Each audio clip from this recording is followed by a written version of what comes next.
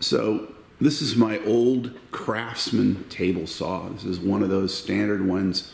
They sold for years and years, and I think they sold millions of them all over the world.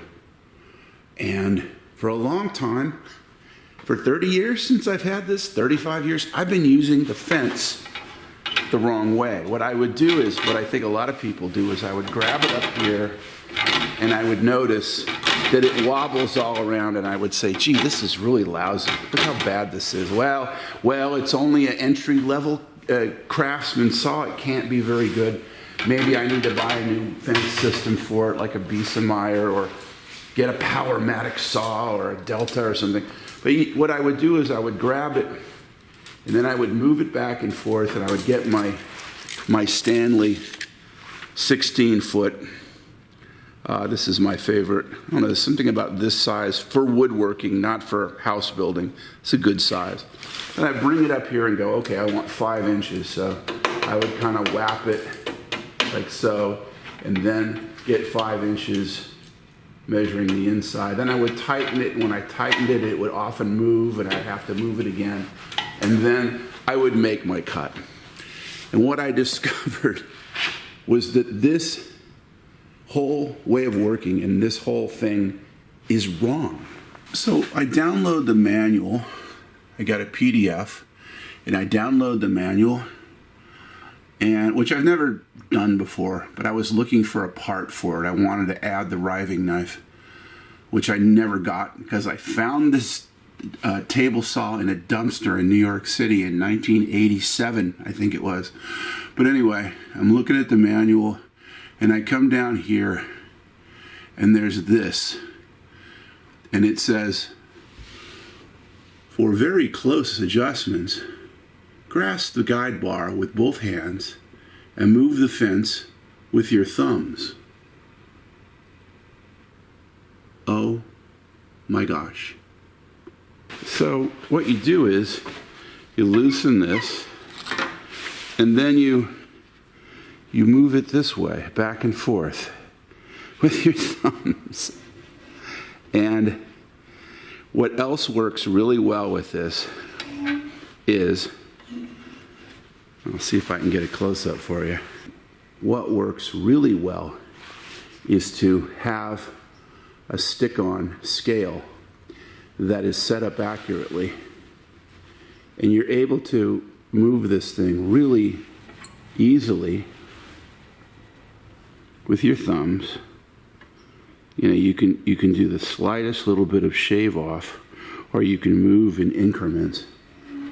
And this, the thumb action, pressing forward, works great. Now, to make this work, you have to set the saw up correctly. This rail keeps the fence parallel to the blade. So this fence has to be set up correctly, and yeah, you got to read the manual where they show you how to do that. Also, when you stick this tape on, you want to make it so that when your blade is right up against the fence, that it reads 0. And you can do fine adjustment with this little screw here. So it doesn't have to be perfect. You just get it close. And you check it from time to time. And yes, I had to go and buy this Comalon stick-on tape. Clean the surface and stick it on. And that works great. I'm not saying you always have to read the manual, but you know, they might have some good ideas. So here's a nail holder that I made when I was bored during COVID. And what I did was I took a block of oak that I had laying around, and I cut slots in it using my new fence technique. And I wasn't trying to make them all perfectly or precisely. Let's not use the word perfect or exact. Those words don't apply to reality. But I wasn't trying to make these very, very precisely far apart. I just needed slots to put nails in to get organized. But using that technique, using the thumb technique and sliding it, probably 1/4 of an inch each time, maybe 3/16, and then taking a cut, you can see how uniform and accurate you can be. This has worked out pretty well too, being able to have all my nails organized.